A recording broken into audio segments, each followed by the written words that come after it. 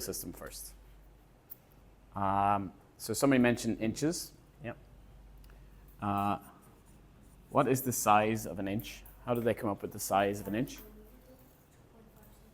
No, they didn't do that. They didn't say 2.5 centimeters is an inch. They came up with an inch first. This came first.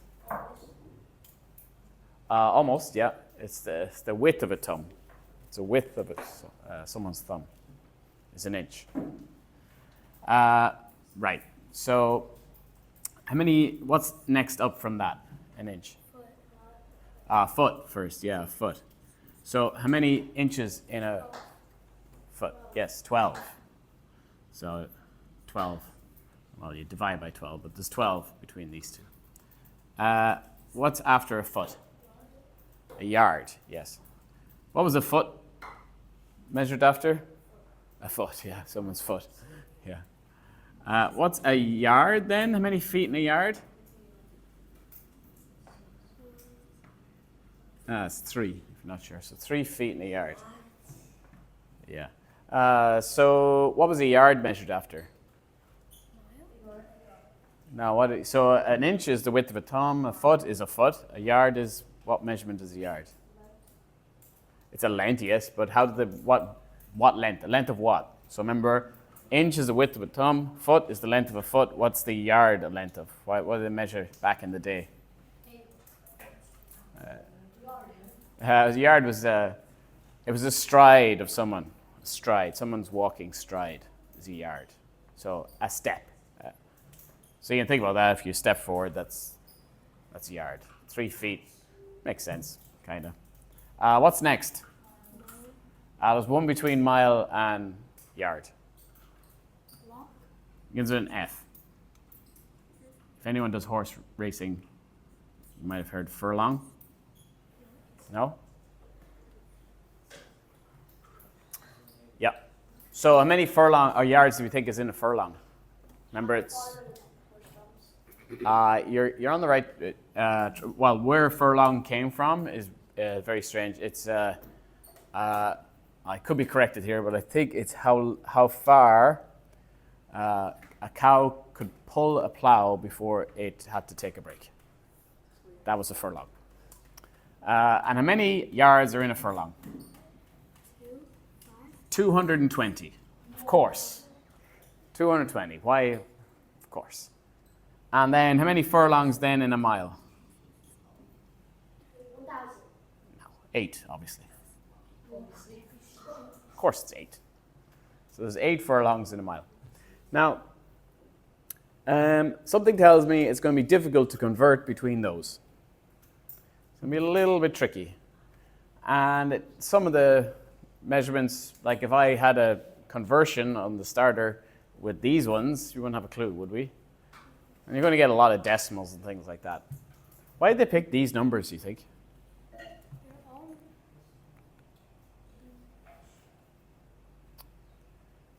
Usually in the same with time and 360 degrees and things like that. It's usually about divisibility back in the day. It was easier to divide 12 than it is to divide 100 or 10 because of the number of factors. 12 has more factors than 10 basically. So they picked 12 because it's easy to divide it. 6, 2, you can divide it into 3, 4. So instead of 10, which is just, you can divide it into 2 and 5. That's pretty much it. So this one we don't use. We're not going to use in this unit. It is just for interest's sake. We're going to use our old friend, the metric system, which is millimeters, centimeters, meters, kilometers. Much better. Our conversions, all based on tens and hundreds. Let's look at the conversions now of our old friend, the metric system. Let's start with the meter. Let's also think about the centimeter. Okay, meter, m, centimeter, cm. Conversion, if I have centimeters and I want to convert it to meters, what do I do with 100? Divide. Because if I have 200 centimeters, how many meters is that? 2, so I divide. If I was going this way, I would times. If I have 3 meters, that's 300 centimeters. So I times. Bigger than meters, kilometers. I would advise that, yes. 1,000, yes. So if we're going this way, we would divide by 1,000. If I'm going this way, I multiply by 1,000. And we use km for kilometers. What was before? Millimeters. And that's a 10, yes. Divide by 10 going this way, and multiply by 10 going that way. So therefore, if I have something like, 6.7 kilometers is how many millimeters? 6.7 kilometers is how many millimeters? Well, I could times it by 1,000, times it by 100, times it by 10, which all at the same time is multiplying by what number? Multiplying by 1,000, 100, a million, yes. So this multiplied by a million, how do I get the number a million? Well, count the number of zeros. There's 6 zeros, so there's 6 zeros in a million. So there's 6.7 million millimeters in 6.7 kilometers. Okay. 6, 7, yeah, of course. What other number would I use? Okay, so conversions are something that you may have come across before. So sometimes we'd be asking you to switch between different units. For instance, if I have 6 centimeters, how many meters is that? 0. Well, I just go, right, I have 6 centimeters here, 6, and I want to go to meters, so I divide it by 100. So I divide by 100, which is moving the decimal place 2 spots, 0.06 meters. So I can use my conversion chart here if you want. Okay, let's talk about some formulas that we're going to need in this unit. These should be just jogging your memory again, hopefully. For instance, area of a rectangle. Whoa. The area of a rectangle formula, if we have a rectangle like this, we have a certain width and a certain length. What is the area? W times M. Yeah. So the area would be my width multiplied by my length. Oh, I just said wide. Width. Length times width, or height times width. As long as I multiply the horizontal dimension by the vertical dimension, I will get an area. 2 dimensions. Area are multiplying, you can only multiply 2 things to get an area. If you multiply 3 things, what are you getting? If I multiply length, width, and height. That's a 3 dimension. Is that area? That's going to be volume, yeah. So area is going to be, the units we'll use is centimeters squared, meters squared, kilometers squared, millimeters squared, etc. Frozen the screen. Okay. What about the area of a triangle? It always Width times length divided by 2. Yes. So maybe you can see here there's a rectangle, 2 triangles. But it's important that in a triangle that we don't take a slanted height. We only take the straight up height. I'll explain what I mean by that. If it's a right angle triangle like this, it's got a right angle here, then it's just half of this. So it's half what we call the base multiplied by not just any height, it has to be the perpendicular height. Oh, spell that right. And that begs the question, what does that perpendicular height mean? What does perpendicular mean? Yeah, straight up. So when you see a wall, that is perpendicular to the ground. this side is perpendicular because I know that this angle is 90 degrees. So this is the base, and this is the, I'm just going to short down perp height. So half the base, because base times height, or base times length, is going to be a rectangle, and a triangle is half a rectangle. But what becomes difficulty is if I have a triangle like this. I do not use the slant height. I must use the straight down height of the triangle. I cannot use the slanty height. I must use the straight down height. So this is the perpendicular height. That's the one I must use. So just be aware of that, because it creates the rectangle, and that's half of a rectangle. All right. Some other formulas. So these, I hope you're taking some notes, because these are the formulas we're going to need for this unit. If I want to bring things into the third dimension, so we had one dimension, which was distance. That's just if you get out a measuring tape or a ruler and you just measure a distance, that's a distance. An area then is if you multiply a length times a width, or multiply two things together. If I multiply my third thing together, I get capacity or volume. And for this, we're just going to do volume of something called cuboids.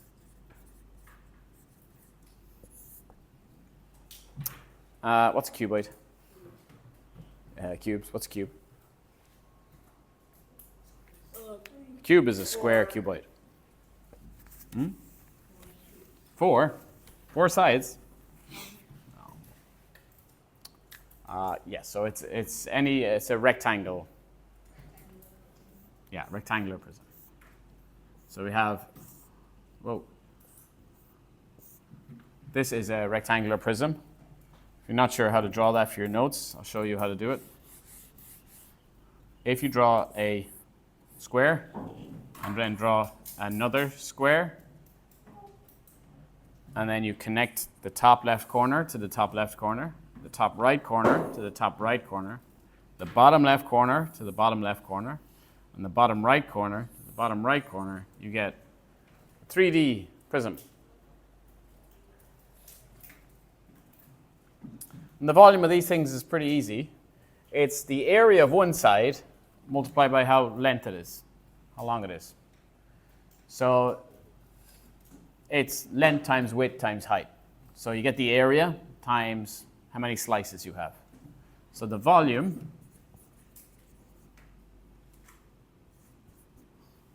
of a box or a cuboid,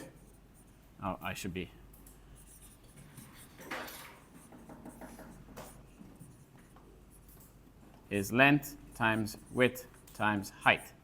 You multiply three things together, the three dimensions you have.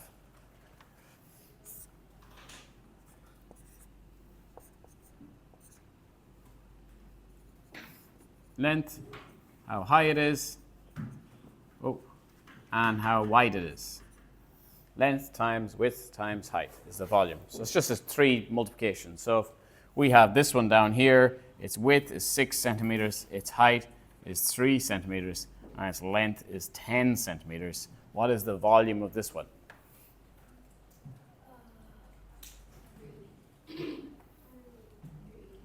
Width times length times height, 6 times 3 times 10. You can multiply them in any order because it's commutative.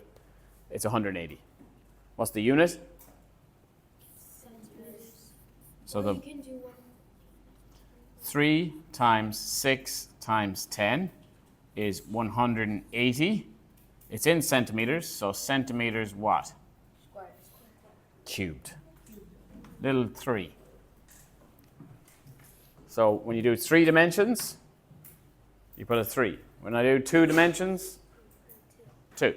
When I do a length, I just put cm or m. To the power of 1 if you want, but just, okay? Another thing we're going to have to do is to be, can I rub this out? Is anyone doing this side? Okay. I presume this is jogging your memory. Well, hopefully you've done areas of rectangles before. Maybe not volumes, but the other thing we need to be able to do is do compound shapes.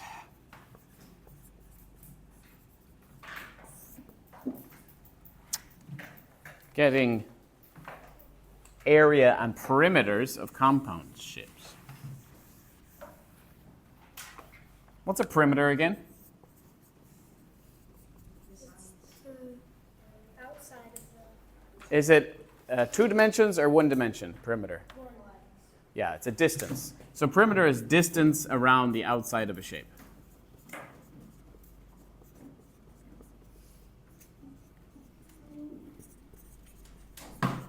Okay, so distance around the outside of a shape, which is pretty straightforward. If I have a rectangle, I know this side is 6 centimeters and this side is 7 centimeters, of course.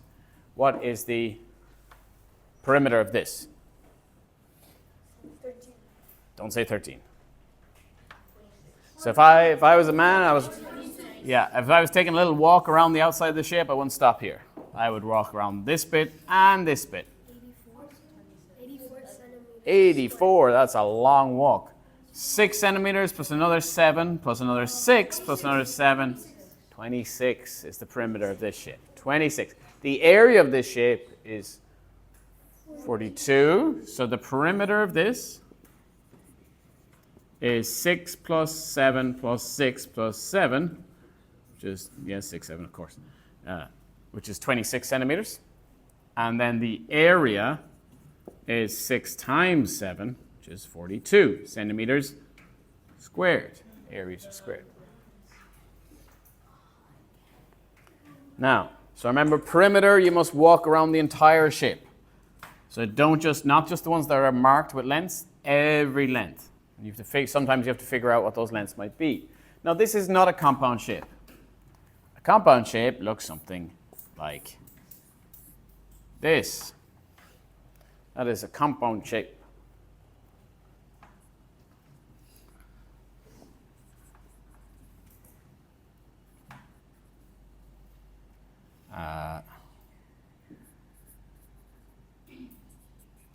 Okay, this is my compound shape. Question. What is the perimeter of this shape?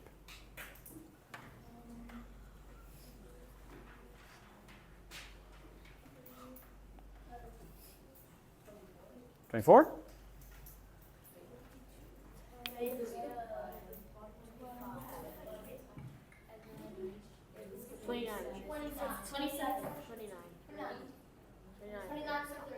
$29 or $30? $27, $26, $29, $27, $25? All right, there's a couple of ways of doing this. You can get the missing bits. What's this length down here at the bottom? 5. Yeah, because why do we see that? There's a 3 up here and the 2 up here, and they make the length on this side, don't they? 5 centimeters. The 2 here and the 3 here, you can think of them sliding down. They would be the same. What's this? 3. How do I know that? 7. This whole length is 10. There's 7 used up here, so this bit must be 3 centimeters. It's 30, yeah. 10 plus 3 plus 7 plus 2 plus 3 plus 5. Now you could have done this a little bit shorter because if you just slide this bit over here and slide this bit up here, it would just be 10 and 5 twice, if you want to think about that. But otherwise, just add all these up. So the perimeter is added all up. 10, 3, 7, 2, 3, and 5 is 30 centimeters. And of course, now what is the area? What's the formula for an L shape? No idea. Question, do I just multiply all these things together and I'll get it? No. For areas, I can only multiply 2 things. So that would be 5 and 10. 10 times 5? That'd be too big. That would include this area here. So I have 2 options. I can do 10 times 5, which will give me the area of this whole rectangle, and subtract this area. Or I can split this area up into 2 rectangles and add them together. Hopefully I get the same answer. Let's do it both ways. So the first way we thought of was 10 times 5. So the big area minus the small area in the corner. Big area, which is 10 times 5 minus, what's this one? It'd be 7 times 2. Remember, for an area, you can only multiply 2 things together. So if you start multiplying 3 things, you messed up. So 50 minus 14 is 36 meters, oh, it's centimeters. Centimeters squared. Will it work if I went the other way and said, right, let's split it up. Let's draw a line here, let's say. What's this area? That's 5 times 3, yeah? Length, width, 5 times 3. That's 15. What's this area?